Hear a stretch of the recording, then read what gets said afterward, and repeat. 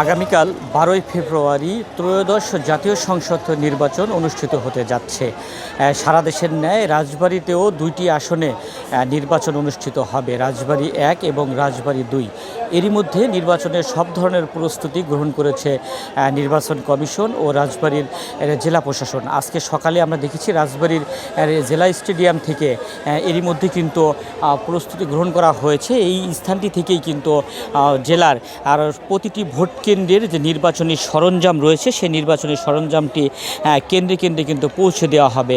আমরা সকাল থেকেই দেখছি আনসার সদস্যরা এই মাঠটিতে উপস্থিত হয়েছে। তারা বিভিন্ন ধরনের যানবাহন নিয়ে তারা এই মাঠটিতে অবস্থান করছে। প্রিজাইডিং অফিসার এবং পুলিশ সদস্যদের অংশগ্রহণে তারা এই মাঠ থেকে তাদের সরঞ্জাম বুঝে নিয়ে তাদের কেন্দ্রে কেন্দ্রে কিন্তু তারা পৌঁছাবেন।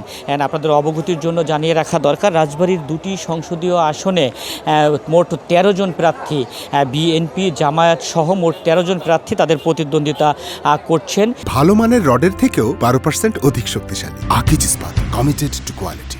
এই দুটি আসনে আগামীকালকে মোট 9,79,000 ভোটার তাদের ভোটাধিকার প্রয়োগ করবে এবং এই দুটি সংসদীয় আসনে কিন্তু মোট ভোট কেন্দ্রের সংখ্যা রয়েছে 356টি।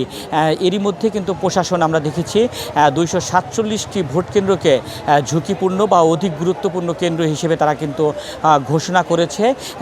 এই নির্বাচনটিকে অবাধ, সুষ্ঠু এবং নিরপেক্ষ করার জন্য প্রশাসনের পক্ষ থেকে সব ধরনের প্রস্তুতি গ্রহণ করা হয়েছে। রাজবাড়ীর জেলা প্রশাসন, রাজবাড়ীর পুলিশ প্রশাসন, র্যাব সদস্য এবং সেনাবাহিনীর সদস্যরা মোতায়েন থাকবেন। পর্যাপ্ত পরিমাণে আইনশৃঙ্খলা বাহিনীর সদস্য মোতায়েন থাকবেন। একটি অবাধ, সুষ্ঠু এবং নিরপেক্ষ নির্বাচন উপহার দিতে প্রশাসন কিন্তু প্রতিজ্ঞাবদ্ধ।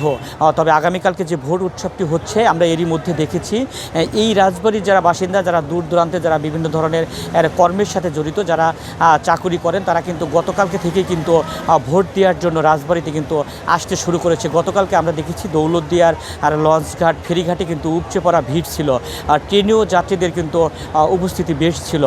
সব মিলিয়ে বলাই চলে আগামীকাল একটি ভোট উৎসব হতে যাচ্ছে। ভোটাররা তাদের পছন্দের প্রার্থীকে ভোট দিয়ে ভোটাধিকার প্রয়োগ করে নেতা নির্বাচিত করবেন।